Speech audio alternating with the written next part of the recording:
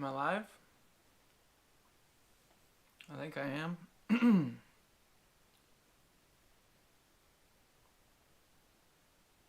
Perfect. Hello, everybody, and welcome back to the Bourbon Bar. I'm Holden, and today I'm going to be giving you guys a blind flight of all budget ryes. I'm going to let people trickle in here a little bit if anyone even shows up. This is very last minute planned. I wasn't sure if I was going to do this, and I was trying to get my live streaming stuff set up, and this is time slot before the Bourbon Junkies, so it's kind of like, you gotta work with what you got. I didn't want to step on anyone else's toes, so I figured this is probably the easiest time for me to get live stream in without anybody else streaming. That being said, tonight is going to be a rye flight, and I'm gonna go ahead and pour these into the glasses. But what we're gonna be reviewing today, or having in our flight, is going to be the Elijah Craig rye, which I did make a review for, and it's fantastic, and I'm gonna be putting that out on Thursday. But then we got Wild Turkey 101 rye, which I've had for a long time, and I actually haven't drank that much of. We got Sazerac rye, which I also have had for a decent amount of time and haven't broke into a whole lot. However, when I broke into it, it was a little funky and a little bit weird, but I'm excited to get more into that tonight. Also, I am going to be drinking High West Double Rye. So those are all the whiskeys that are going to be in today's blind, but I'm going to go ahead and pour them all into their respective glasses.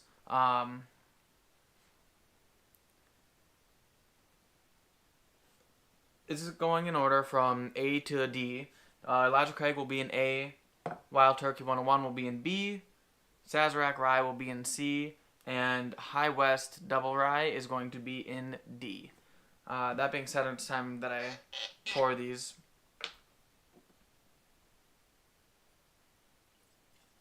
Can you guys let me know if anything's going wrong, or if it's like glitchy at all? Just kind of throw it in the chat, and let me know how things look from your end, because I can't tell over here. It does say that I have a warning that my bit rate's a little bit slow, so I might need to change something on that.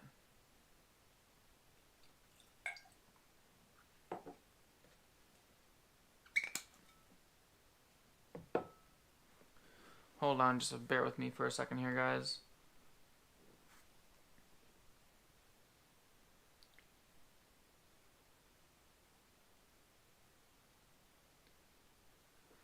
Okay, looks like it's getting better now, hopefully. So, yeah, let me know in the chat if anything is going weird for you guys. Sazerac Rye going into glass C. This is something I've been meaning to do for a while. Not the rye blind, but, well, the rye blind too, but just live streaming in general. I mean, I really wanted to get into it. It's always been something that I thought would be really fun, and I don't have the best equipment by any means. I'm using my GoPro as a webcam, and I got all my stuff running through my laptop, which is probably why things aren't running the best, but you gotta start somewhere, so this is where I'm starting, and that's okay. So I'm going to need to mix these up, so I'm just going to set these all up here for now. It's a lot easier when your girlfriend's home from school and she can pour these in there for you blind, but when she's not here, you gotta just kind of make do with what you have. So I'm just gonna kind of take these and kind of not really pay attention and just kind of mess them around until basically until they're all mixed up, and once they're all good, I mean, I already don't know which one's which, but Um, I think we're gonna go like that. And I'm also going to be breaking out the flight board that my girlfriend made me for my birthday, I believe it was. Yep. So I'm gonna put these on the flight tray. That way, it looks nice and official. Um, so if you guys are excited for this video, go ahead and give it a thumbs up and let me know.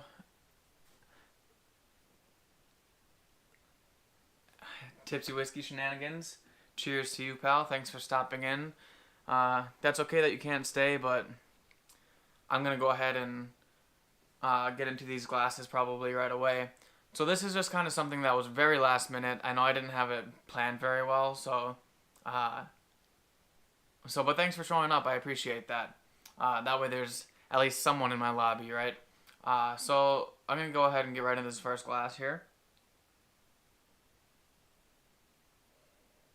Okay, so this is interesting. This is my first pour of the night, so we're gonna see how blown out of the water my palate gets with these. Luckily, none of these are too high of proof. The highest proof one is actually going to be the Wild Turkey 101, but the Elijah Craig comes in at a close second, I believe, at 94 proof. Double Rye, I think, is around 80 proof, and Sazerac Rye is 90 proof.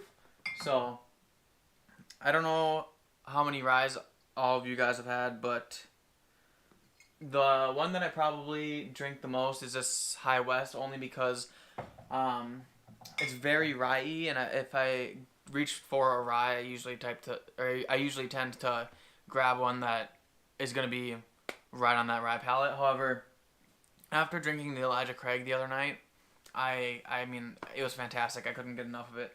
So, that being said, we're going to break into this first glass here.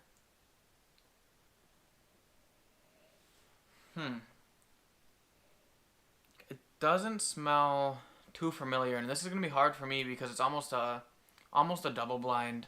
I haven't drank a lot of these whiskeys, and especially not in a long time. However, this one is seeming bit sweeter than a typical rye than I would normally get on any of these ryes. It's definitely sweeter than the Elijah Craig, I believe, but I'll know by the palate. The Elijah Craig, if I remember correctly, was very spicy and very warm compared to other ryes that I've had, but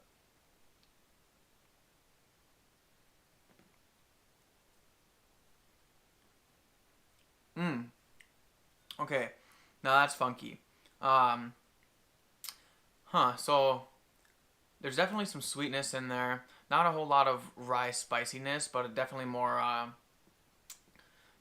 like fruit or like sweet tea, almost like Lipton sweet iced tea. Is that right? Yeah, I think that's right. But that's honestly pretty good.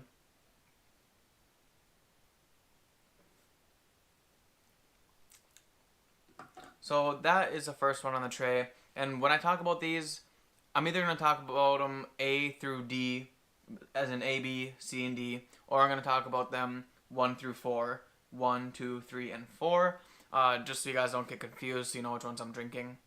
We're going to go ahead and jump onto glass B here, or glass number 2, and if you guys are in the chat, let me know. Definitely say something, say hi, or cheers.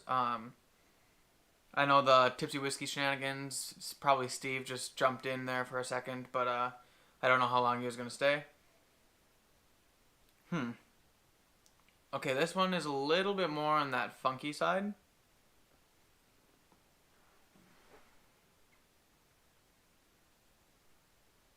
I'm searching for a dill note, and I think I got one, but I'm searching for a dill note.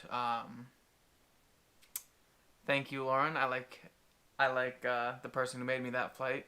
Mr. Whiskey Shits, welcome to it. Thanks for joining. Cheers to you. But anyway, yes, Lauren is my girlfriend. She's at school right now, but she is watching And she did make me this flight board for my birthday, so it is very special, and I do like to use it whenever I get the chance to do blind flights. So yeah, so this one's definitely a little bit softer than the first one that I had. Definitely not as sweet. It's kind of got more, I want to say that dill note is in there. It's almost, no, I don't want to say a peanut note, but almost like a grainy note. It doesn't seem very spicy at all on the nose.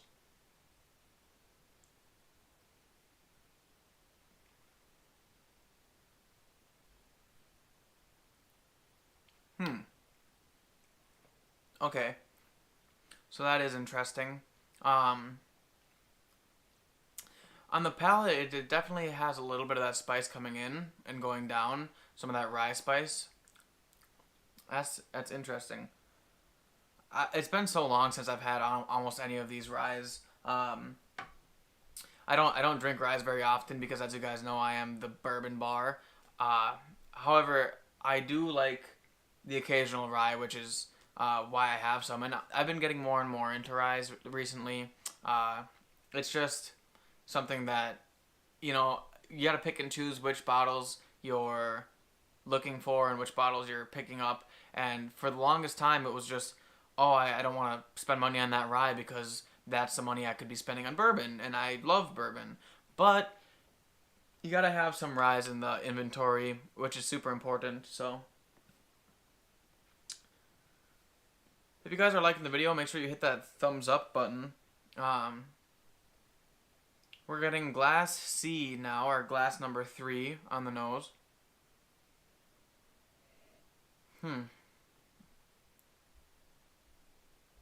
This one seems to have a little bit more going on than Glass B did. Glass A definitely seemed like there was a bit going on in it.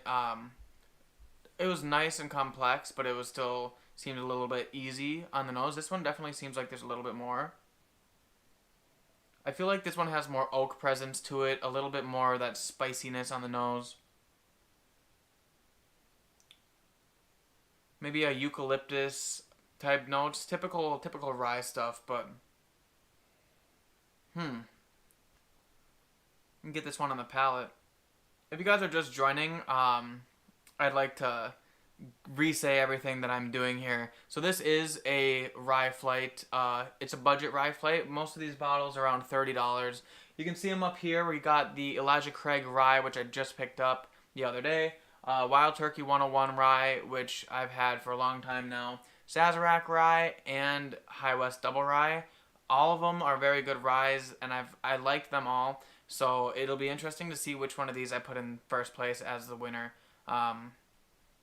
I haven't dove into many of these ryes and like really drank them a lot. So as I was saying earlier, but it is turning out to be a pretty good flight so far. It's my first whiskey of the day, so it's hard to say, exactly which one's going to be my favorite right away, but I can tell you right now, Glass C seems to have something I like.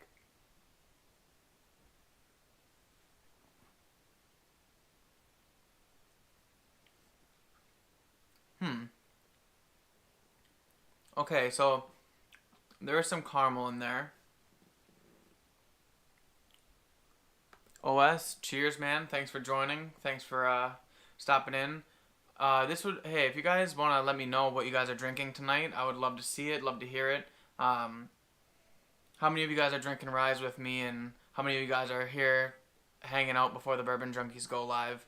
I know they like to come on later in the evening, so I wanted to do today because they kind of have a later live stream compared to other streamers in the WhiskeyTube community. I know a lot of people stream at like 6 or 7 o'clock, which is what I wanted to do, but I also didn't want to overlap anybody's stream time.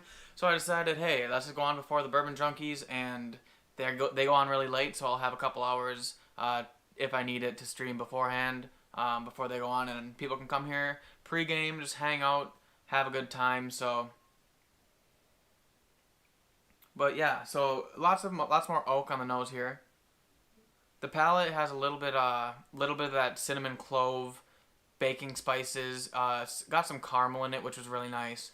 It's a bit sweeter than I would say glass 2 was or glass B, but it's pretty good stuff.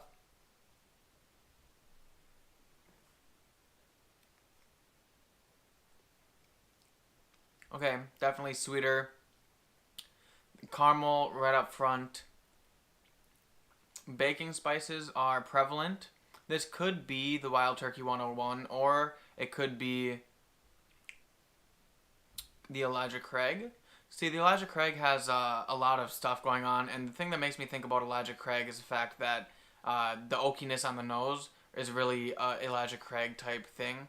So that's kind of swinging me toward Elijah Craig, but at the same time, I haven't had Wild Turkey 101 rye in a very long time. I mean, it's been a long time. So we're gonna go ahead and move on to glass D, the last one in this row, and then I'll just kind of sit here, hang out for a little bit, and then we'll end up going back the other way before we make our final decision. But oh my goodness, okay, this one this one is a clear standout. This one is definitely High West, if I was guessing.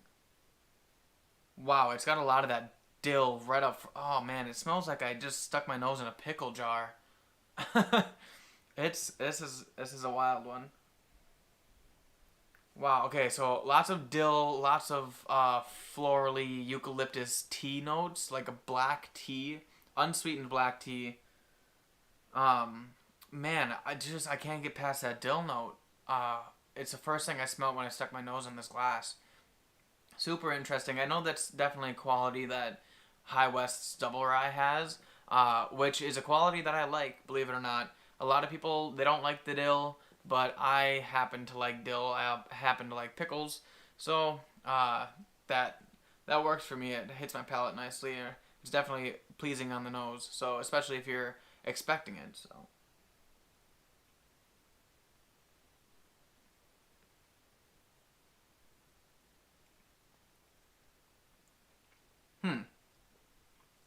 Okay, now that's interesting. I haven't drank the High West in a long time either because I'm the bourbon bar, not the rye bar. But it's way sweeter on the palate than I originally remember. Super caramely, almost maybe closer to a butterscotch on the palate. But it's got like some kind of like light fruits in there, like pears, almost like a perry note.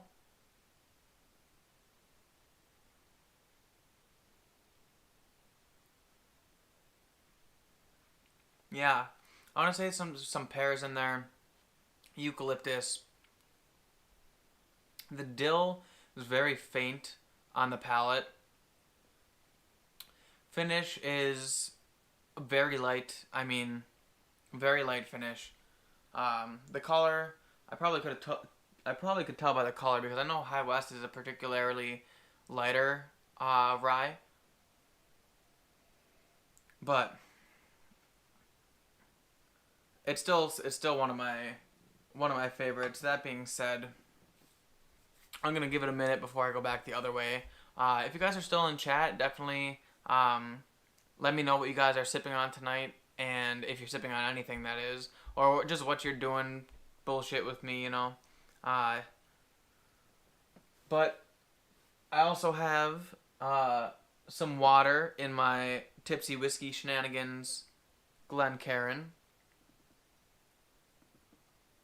If you guys haven't checked out Tipsy Whiskey Shenanigans, definitely go check them out. They're doing great stuff. I mean, I think they have the possibility to really, really get up there in subscribers and people following them. They definitely have what it takes.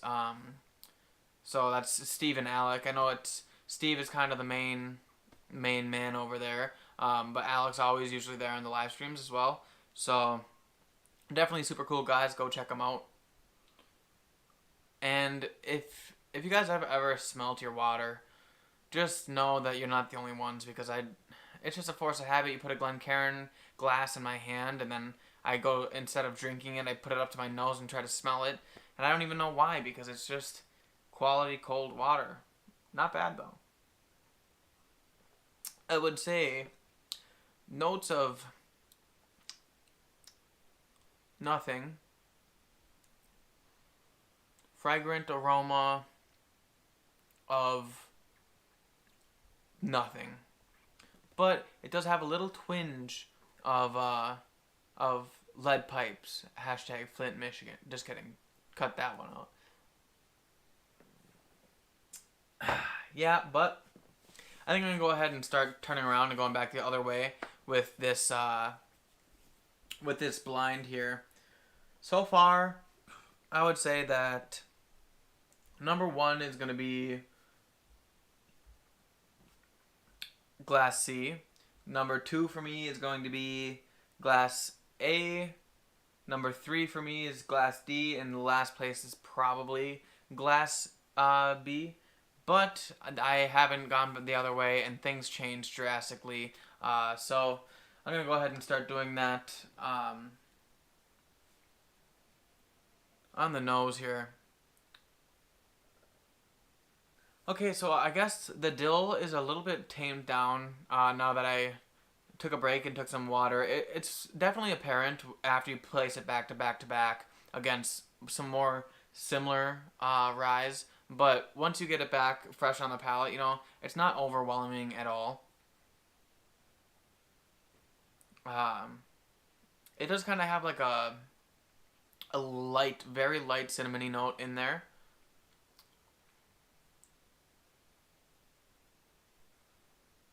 But it's almost like a sweet cinnamon instead of like anything aggressive or anything spicy, which is super interesting because I never noticed that before when I was drinking this. Those herbal notes are still there. Almost like dried tea leaves. I don't know if you guys have ever smelled dried tea leaves, but they're kind of like if you take a tea pouch and you smell the pouch before dipping it in your tea and actually making tea. So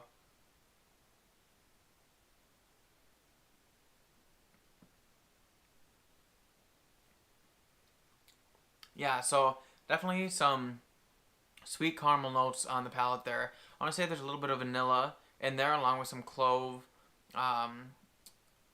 eucalyptus-y notes. Hey, hanging AZ, thanks for joining. Cheers, man. Whiskey sniffers, yeah.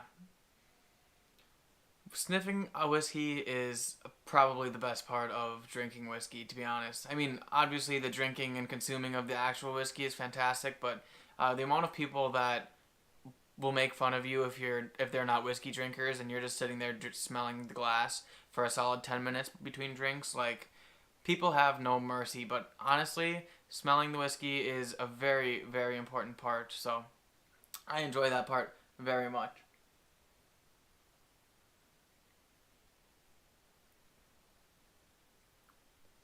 Okay, so finish is, like I said, moderate to short.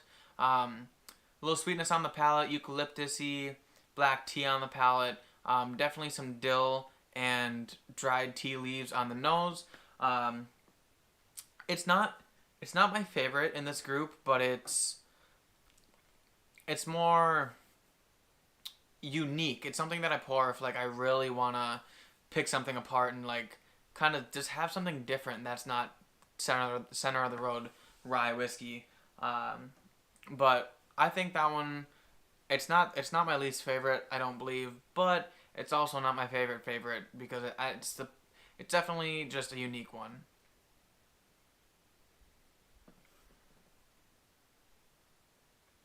Hanging AZ, you're absolutely right. I don't know how well you're gonna find Sazerac or Elijah Craig Rye, because I haven't seen Elijah Craig Rye anywhere until all of a sudden it popped up, like, all of a sudden it popped up everywhere in Wisconsin. I've seen it all over social media. Everyone's getting it, but it's so good. Honestly, I think one of my favorites is the Elijah Craig Rye, but I guess we're gonna see when we get in here. But otherwise, all of these ryes, I mean, you can't beat them. There's some ryes out there that are less nice compared to these, but as far as budget ryes go, these are probably the ones you're gonna want to start with. Lauren says, "Hi Holden at Jada. Okay, hello Jada. I don't know if she has me on speaker over there and Jada's watching, but hello if you are. Cheers. Okay, so Glass C. Glass C, I almost want to say has a little bit of peanut dust on the nose, which is a note that I usually assume is from Elijah Craig, and it also has a little bit of that oakiness on the nose here, and cinnamon. So it's very interesting. It's hard to say because I really have had one pour of the Sazerac rye, and that's it. So whether the Sazerac ryes, I remember it being a little bit sweeter when I had it, but I have no idea what that tastes like. So it's hit or miss for me.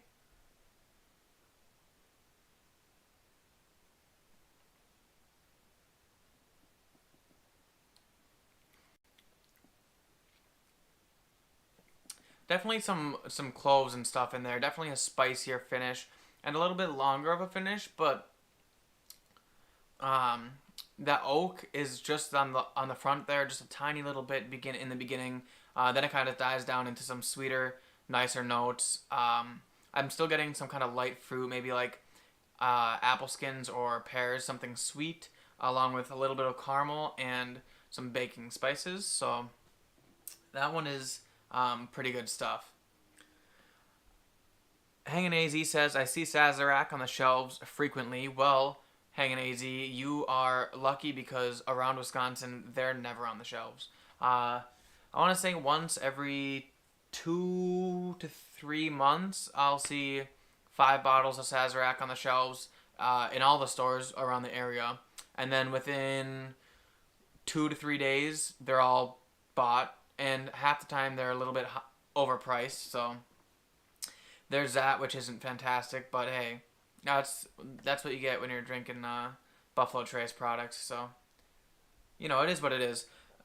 It's not the end of the world because I know that Buffalo Trace is going to be making more whiskey and they're expanding and they're trying to do their best to beat this crisis of shortages that they're having in the whiskey world. But it takes years to age it, so they can only go so fast. Redemption Rye is actually one I haven't had. I've had the Redemption Wheated Bourbon, or I think it was a Wheated Bourbon, which I thought was fantastic. That was really early on in my days, though. And the Lost Monarch I haven't had either, but I am a fan of Redwood Empires. I do have Grizzly Beast back there, which is a 4 grain, and I did pass up on the Rocket Top Rye from Redwood Empire. I don't know if you had Rocket Top Rye from them at all either, but if you had, I don't know how it compares to Lost Monarch, but I heard it's really, really good. Hangin' AZ says, Buffalo Trace must have upped distribution in Arizona because they see their trucks. Oh, well, I've definitely never seen a Buffalo Trace truck before. I don't even think Buffalo Trace thinks twice about Wisconsin. I know that the Bourbon Junkies are from Detroit, or not Detroit, but Michigan area, which you would think would have similar distribution to Wisconsin, but they seem to have their hands on everything, so I guess it helps having a community to send them stuff.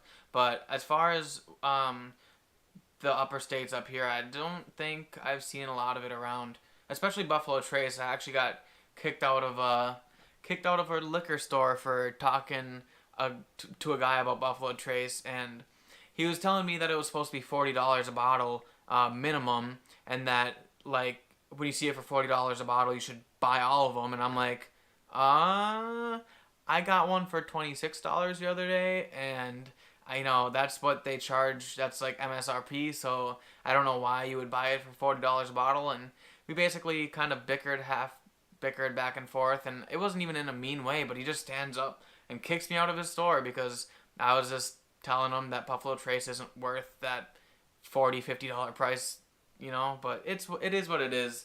I should probably get back into drinking this whiskey.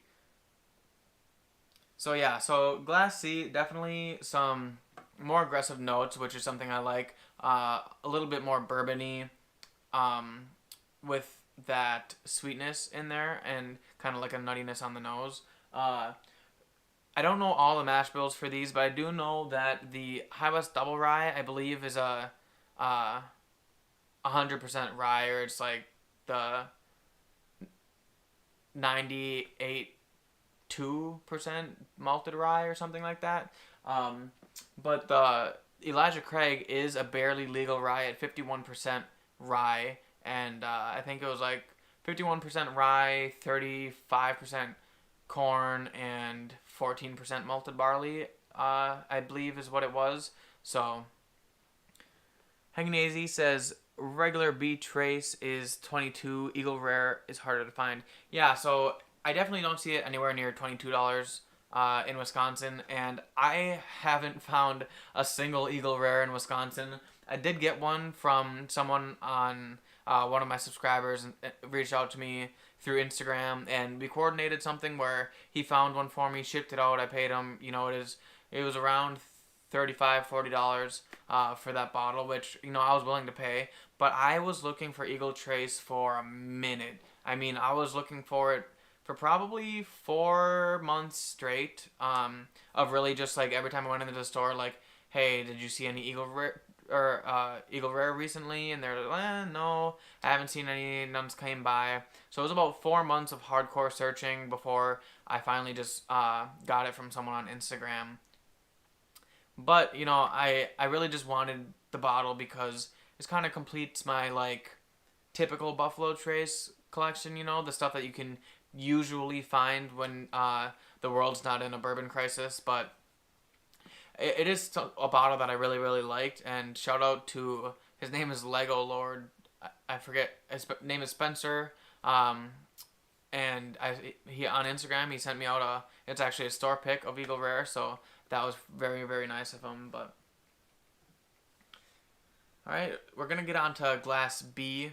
If I remember correctly, Glass B had a little bit more of a weird funkiness to it and a little less sweetness than Glass A and C. So we're gonna see how much it's changed or if it's opened up at all.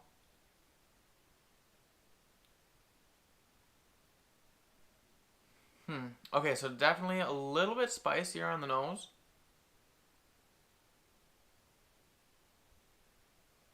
I want to say there's a little bit of like spicy cinnamon, like warm. I don't know if it's cinnamon or ethanol, but I'm liking this a lot better the second time around.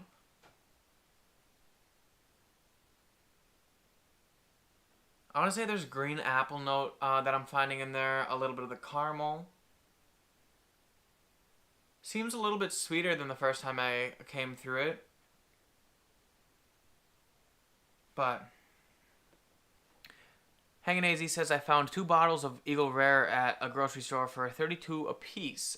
Only time he ever saw them in the wild, and it was great for $32. Yeah, for real. I would buy it at $32 every time I saw it. I don't know if I'd buy 2 or 3 bottles of it or hoard it at all, but I definitely would buy a bottle probably every time I saw it, just because it's so hard to find nowadays. I mean, $32 for a 10-year-old whiskey, especially a Buffalo Trace product, it's a good deal. I mean, $32 is nothing in the grand scheme of the whiskey world. So, yeah, that's a hell of a deal. If I saw one on the shelf for $32, there's not a chance in hell that I'm skipping it. So.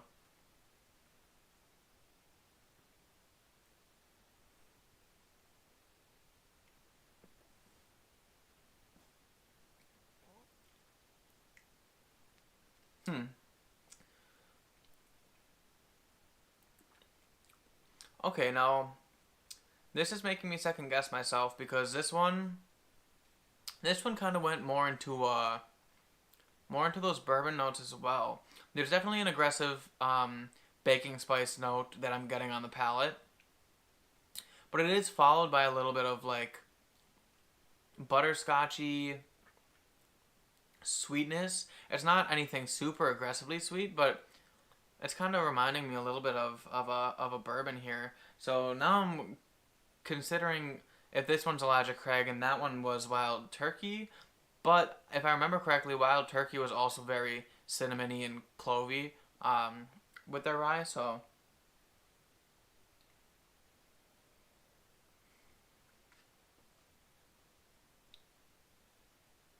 Hanging AZ, what are you drinking tonight if you're still in here? Um, are you drinking anything at all? Are you drinking some ryes with me?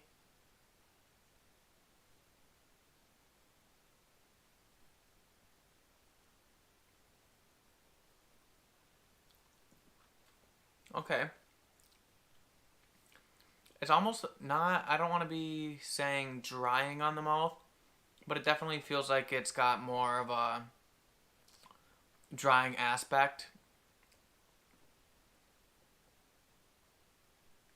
Heavy black licorice notes. Am I getting any heavy black licorice notes? Now that you say that,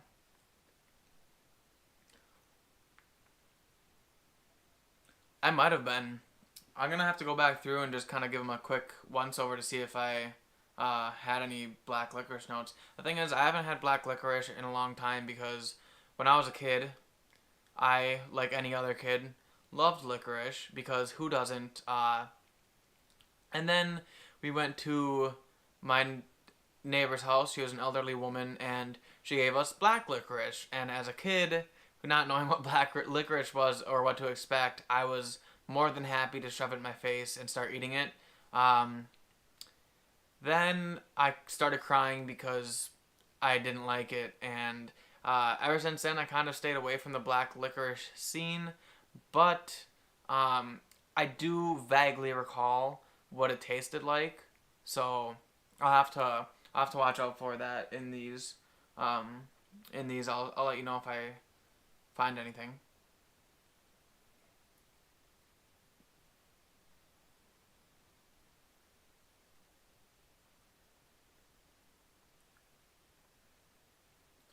Huh. That Man, you're really stumping me because now I almost feel like I'm tasting black licorice in this one. Hmm. Oh man, it's been so long since I've had black licorice. To try to place my finger on it. It's a tad early for hanging AZ. He says he might have to pour the Lost Monarch in a few. Yeah, I mean, I don't know what time it is over in Arizona, but in Wisconsin it's 6:40, so it's getting later. By the time the Bourbon Junkies come on, it's normally about 8 o'clock here, I think. So I got plenty of time left. I'm probably not gonna go obviously till 8 o'clock, but I'll stop before they come on. But yeah, um, I started at 6, so it was my first pour of the night. So I don't blame you if it's a little early for you. Plus, I guess I don't know what time you go to bed. I go to bed pretty early. I'm like an old man, so usually I end up in bed around 8:30. But it is what it is.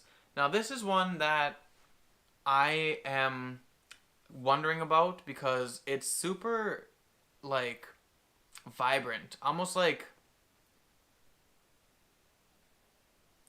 if I was going to an arcade and there's games everywhere, the dinging of like the pinball machine and the flashing neon lights everywhere and like a giant like candy store like in there. It's kind of like giving me those vibes. I don't know. I'm not sure how you can smell atmosphere, but it's really just seems very vibrant and bright. Definitely something super sweet.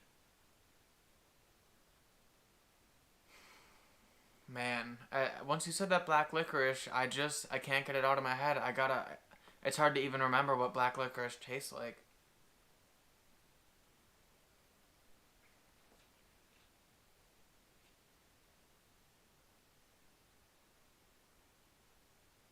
Okay, so Hanging AZ says he's not a fan of the black licorice either. That's why he was wondering because ryes do tend to have it. And honestly, I don't know if that is something that I've picked up because, like I said, I haven't had it in a very long time. I too am traumatized from when I was a kid. So, and he says he doesn't drink he has an after 6 p.m. rule on the weekdays. That is a smart rule because if you start drinking before 6 or 5 or 4 p.m., it's kind of more like day drinking. And at that point, how do you tell when you're becoming an alcoholic or if you just like to drink whiskey? I don't know. It's a fine line, I suppose. But all right, this one's super sweet, very like fruity, almost like a. I don't want to say. I almost want to say cherry, like a cherry and an apple, maybe like a red apple or like a pink lady, which is an apple I eat every day.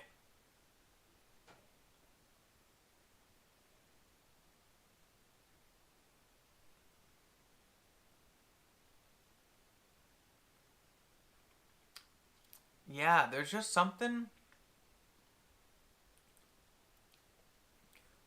in there that I can't place my finger on. It's very bright. It does taste a lot like sweet tea. I might be getting a citrus. That's what it is, I think, is a citrus like lemon note to it. That's really interesting. I don't know if interesting is necessarily a good thing, but it's still interesting nonetheless. Hmm. Okay.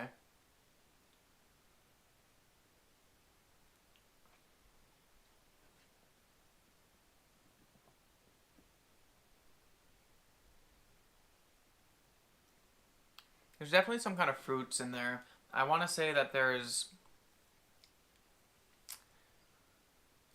the apple. No, I can't get it out of my head. Not a whole lot of barrel char or oak presence in this one. It does kind of taste like a light cinnamon sugar note. Maybe a little bit of vanilla in this one as well. Definitely some sweet tea vibes. Like sweet iced tea, which I drink a lot.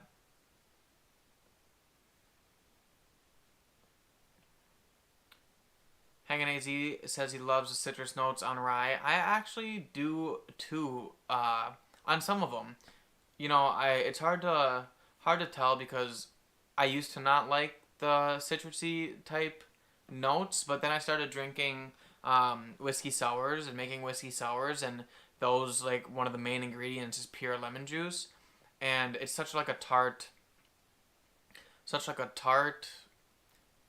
aggressive flavor that it kind of takes over, but it's almost welcome in a way.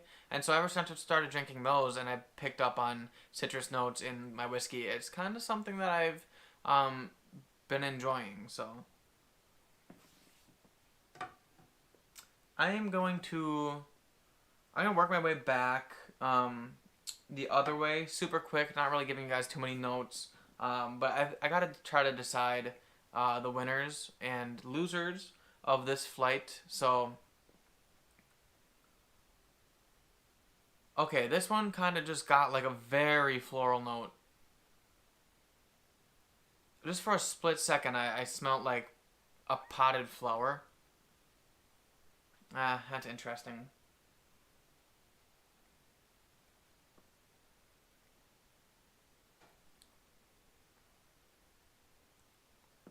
Okay. Lighter citrus is kind of refreshing. Yes, it is. Um, it's definitely like a welcome note, especially when a lot of bourbons don't have super citrusy notes. A lot of them are on the sweeter side, so when you get that kind of citrusy note coming through on a rye or like a high rye bourbon or something like that, it's definitely a welcome sight or a welcome sensory sensation. So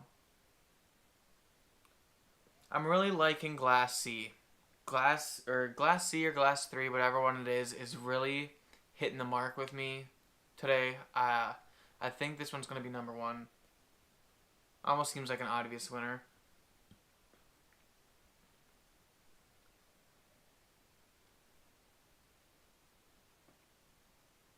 Hmm.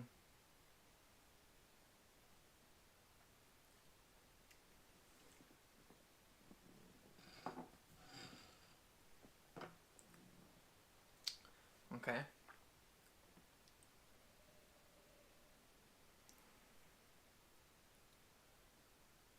Yeah, so D's got to be High West Double Rye. I mean, I've never smelled so much dill in my life.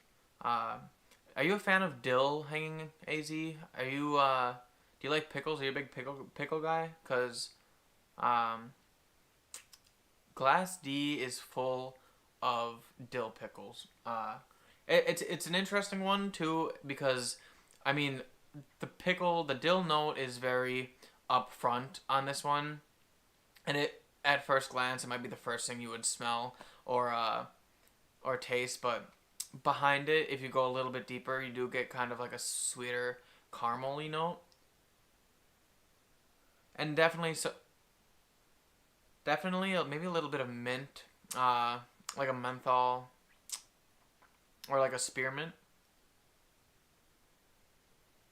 Yeah, I want to say like a dill up front, then a little bit of a spear note if you really dig in there, spearmint note, um, and then some caramel sweetness in there along. It's like very tea y, like very good.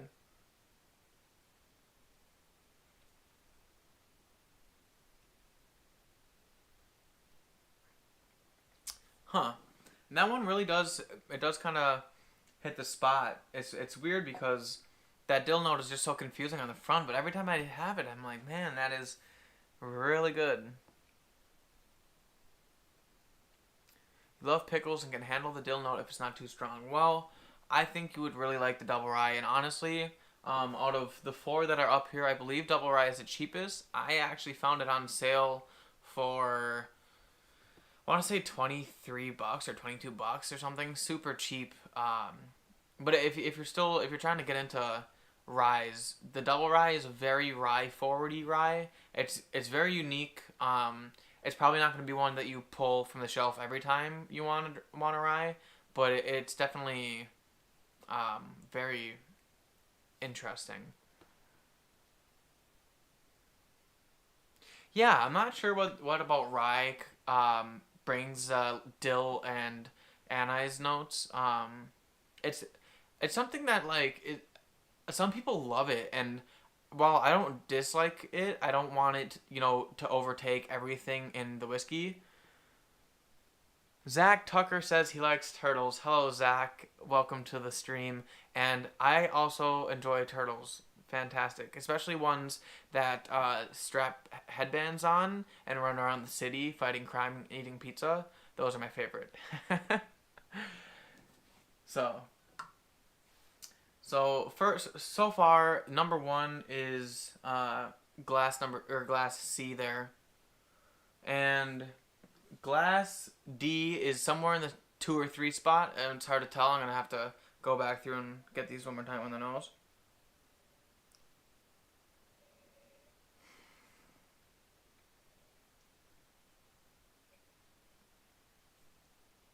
Zach, are you in on vacation yet? I forgot where you said you were going. I know you said you were going on vacation. Is that what you're doing? Are you on an airplane or something?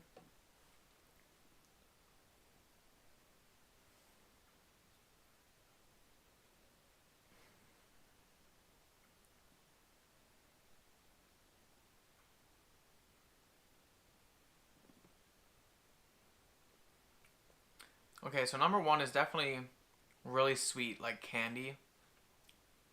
It's like candied apples or something along those lines. Well, number two or B is a little bit more aggressive, a little bit more mouth drying. Um, Overall, I don't think my favorite one by any means, but like I said, these are all pretty decent for the money. So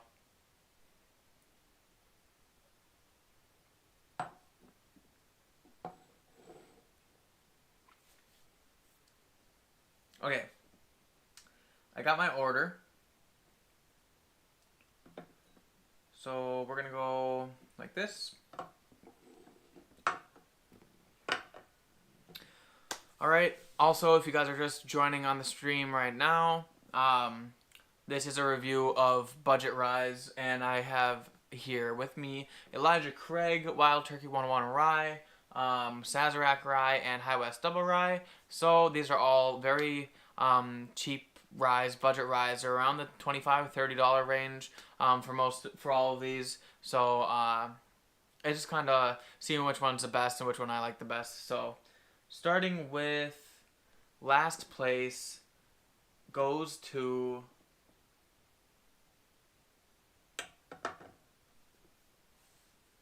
very, very surprising Elijah Craig rye.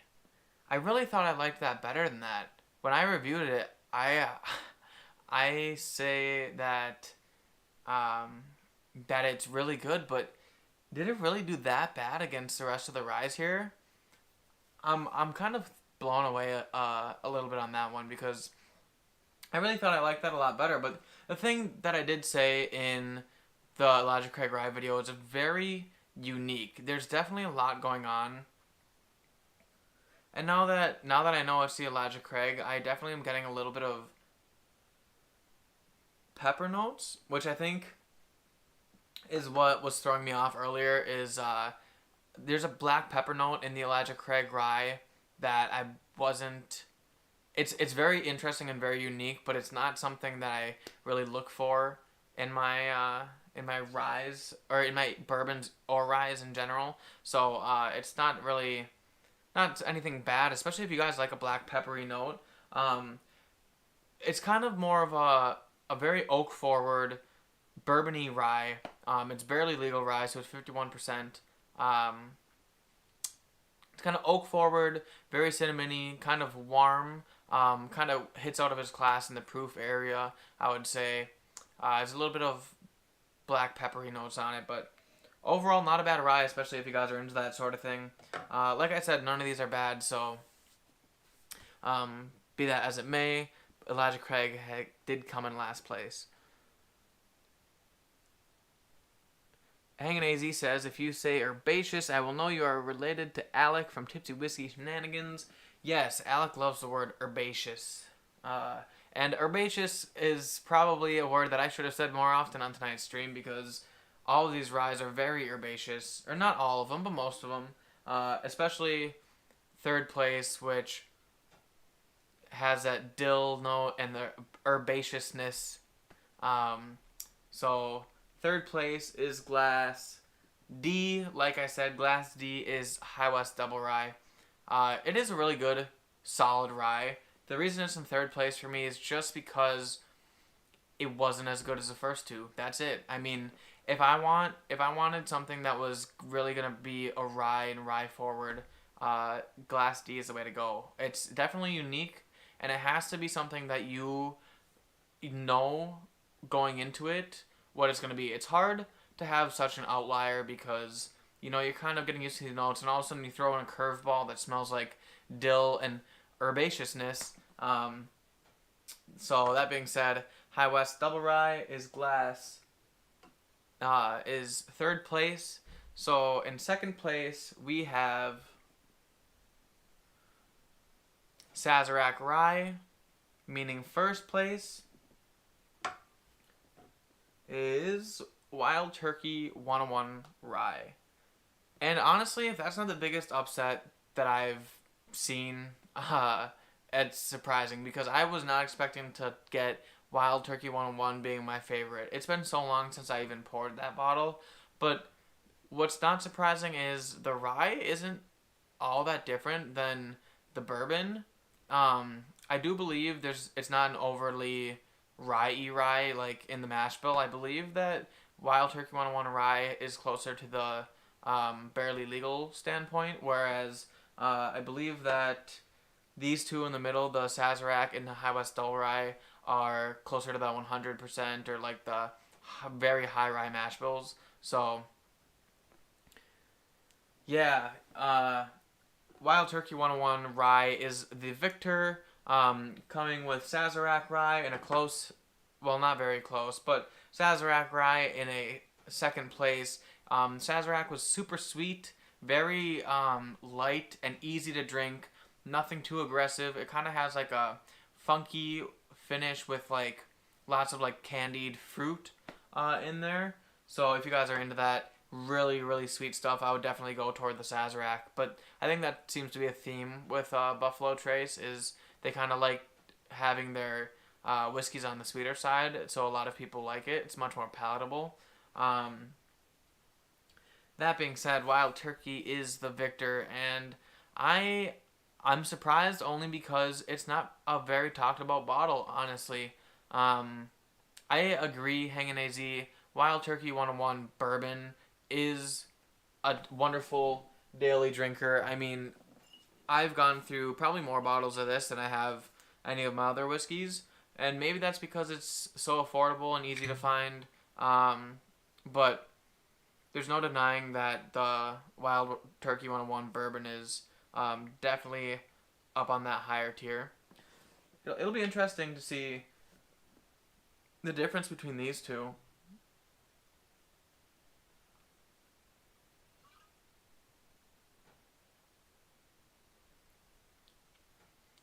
I honestly, the bourbon just feels so much more aggressive and cinnamony, but also super cherry forward, and vanilla. Just a very cherry vanilla cinnamon bomb. Whereas surprisingly, the Wild Turkey Rye, it doesn't have as aggressive of notes as that. Um, it's definitely closer to the green apple, cinnamony pear notes that I get on it.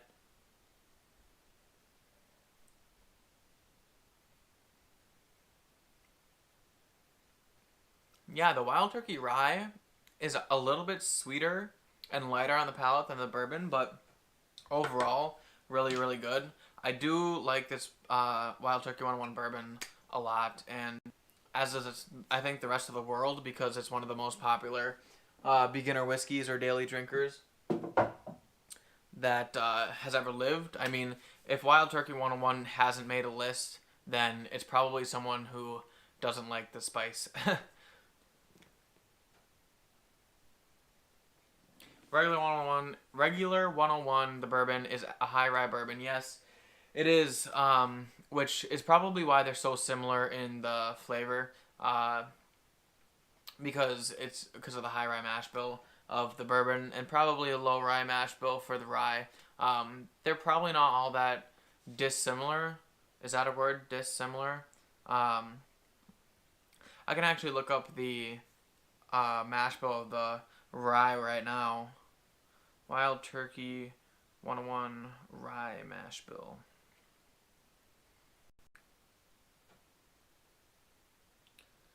Um,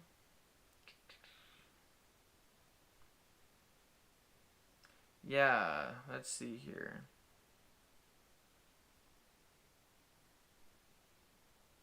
Okay, Wild Turkey 101 rye has a mash bill of 51% rye, 37% corn, and 12% malted barley. So it is a barely legal rye.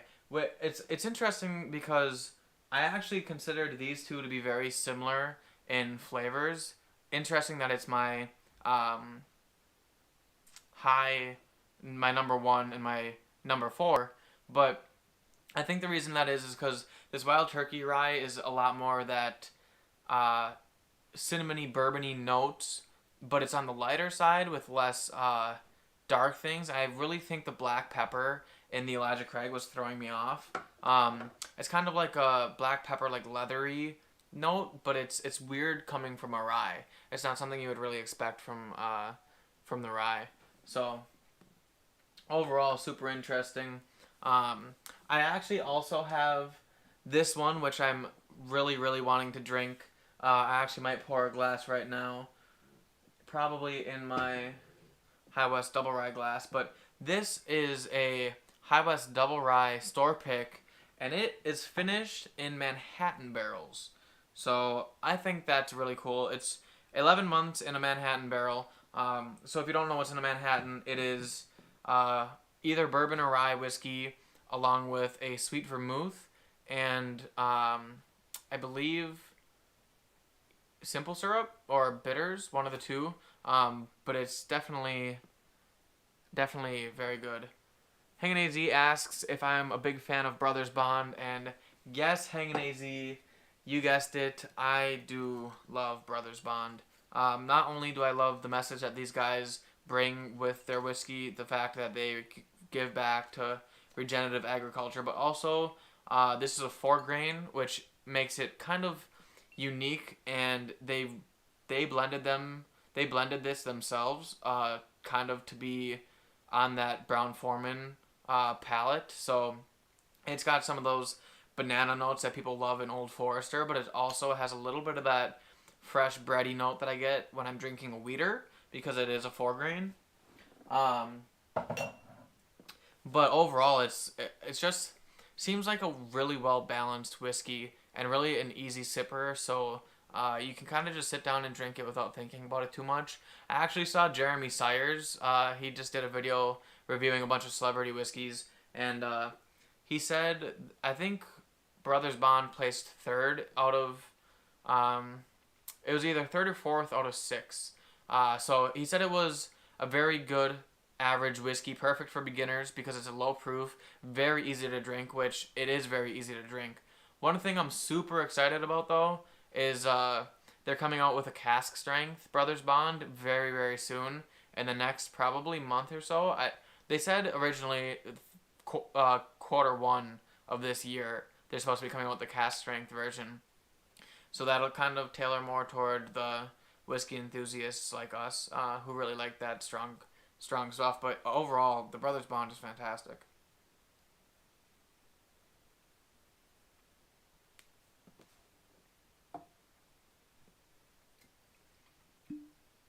That double rye definitely has some really sweet notes on the palate.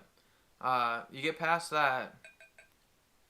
You get past that super dilly note on the nose and all the eucalyptus. The palate really falls into like a sweet caramel, sweet iced tea kind of thing going on, which is really, really nice. And I do like that. The other thing is, I mean, look at, I don't know if you guys can see it, but the High West bottles have like this kind of, these bubbles in it, and I don't understand what it is. But the store pick bottles also, they just look really, really freaking cool. So, heating up here, need my favorite summer bourbon, Larceny regular. Yes, Larceny. I only have the barrel strength, the Larceny barrel proof, but the regular Larceny is like pretty good favorite of mine. I actually have never bought in a bottle, but every time I go and get a glass at like a local bar, I think it's awesome. A lot of people, not a lot of people, but some people don't like it, and I understand. I know the bourbon junkies really don't like it, and I think there's a couple other people who are pretty big in the whiskey community that didn't like it, and I was like, I thought it was fantastic. It's so sweet and easy to drink, especially if it's just kind of something that you can like pour and enjoy without thinking about it. Kind of falls along that that Brothers Bond thing. So yes, the High West bottles do look like they came out of a saloon. I really like, it's just so Western, and I don't know if you follow High West on Instagram, but they kind of have like a very cowboyish theme going on, and I really like, they always have their bottles like placed in like a very like cowboyish theme, and I think their Instagram does a pretty good job of making you feel like you really need to go buy a bottle of High West. But that and the major clout it gets from the bourbon junkies, I'd say the single most influential whiskey tubers are the bourbon junkies. I mean, it's like a cult over there. So the fact that Dan loves all High West products, it kind of just like, it's probably given them so much popularity, honestly. It's probably driven their sales to the roof. So if they're not sponsoring the bourbon junkies, you know, at some point in their life, they're probably messing up big time. Hanging AZ says he likes wheaters, and when it is 115 out, he doesn't want high proof. Yeah, you're absolutely right. That is, fortunately for me, something we don't have to worry about here in Wisconsin. It actually is usually cold as shit and miserable, which it is right now. I think is a total. I think the high today was 35 degrees, and it's supposed to be spring. I'm supposed to be able to go golfing, but I can't. But I definitely don't have that 115 degree problem. Although it's probably a lot less humid where you are, so I mean, maybe that's nice, but I don't know if I would want weltering heat versus humid, sweating grossness. So, oh, I guess I wouldn't know because I've never been to Arizona. Bottles with cowboys or wild animals taste up to 15% better. Yes, they do. Um, like the the where'd it go? Redwood Empire Grizzly Beast. Like, look at that label. I mean, like, honestly, just a giant freaking grizzly bear plowing through a bunch of trees and like just destroying shit. Like, what's not to love about that? That's half the reason I bought this thing is just because it's so badass. Um, but it's also just tastes really really good. Uh, I wish I could just sit here and drink every whiskey on my shelf tonight, but it's a 4 grain, so it's like kind of falls toward that Brothers Bond palette just a little bit, but it's a little bit more sweet and fruity. It's very citrusy, which you would like. It actually has like a very prominent grapefruit note, but very low wheat on the term of 4 grains, but still fantastic whiskey. So I kind of want to get into this High West Double Rye Manhattan finish right now. It's definitely unique because there's a lot less of that dilliness on the nose, and it kind of goes more into like that. I don't know if you ever had sweet vermouth, but it's kind of like a very potent, like floral, like eucalyptus, cherry, like note coming from the vermouth. Ooh, and it's like very. It almost takes that dill from the double rye and like mellows it out and gives it a nice perfect balance with a little bit of like a cherry note in there, which is really really interesting and unique. Along with, I think there's a little bit of sweetness in there. I don't know. Everyone makes Manhattans different, and I think Manhattans usually have simple syrup in it, but I don't know when you barrel age a cocktail whether you put the simple syrup in there or not. Um, but overall, I mean, the High West Double Rye finish in Manhattan barrels is really really good. I'm gonna do a review on it soon, but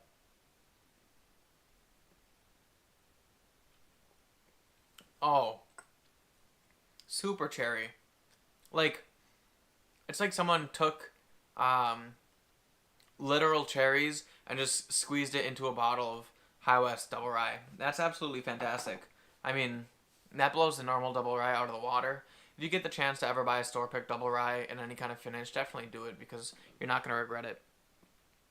Do I have High West Burr Rye? I do not, actually. The only bottles of High West that I have are the normal Double Rye and the Double Rye finished in Manhattan barrels. I would like to get my hands on a Burr Rye, but I think they stopped making them. They stopped making them, I want to say, 2 years ago or a year or two ago. They were limited edition anyway, so I probably would have never saw one. But I did have the opportunity to pass the High Country, which is a single malt, High West single malt. And I don't know if I'm going to regret it. I don't necessarily love American single malts, but I also haven't had a lot of American single malts. So it's hard to say if I messed up by passing that bottle. But yeah, I mean, I would say that this if you ever have a chance to pick up a store pick of double rye, don't sleep on it because finished bourbons are one thing, but finished ryes are definitely on the spectrum of wild, I would say. So all right, well, I think it's been about an hour and 10 minutes, so I'm gonna get off here and maybe get something to eat before the bourbon junkies come on. So overall, that's the end of the video. So just to recap and give you guys, for anyone who just joined or anyone who's just watching the end here, it was a blind for budget ryes, and it was Elijah Craig, Wild Turkey 101, Sazerac Rye, and High West Double Rye. And the order from last to first was last place was the Elijah Craig Rye, which is a bummer because I thought I really liked it, but I guess I didn't. Third place was the High West Double Rye. Second place was the Sazerac Rye, and the upset victor would be first place as Wild Turkey 101 Rye, which is super good, for a budget rye. It was definitely surprising. So,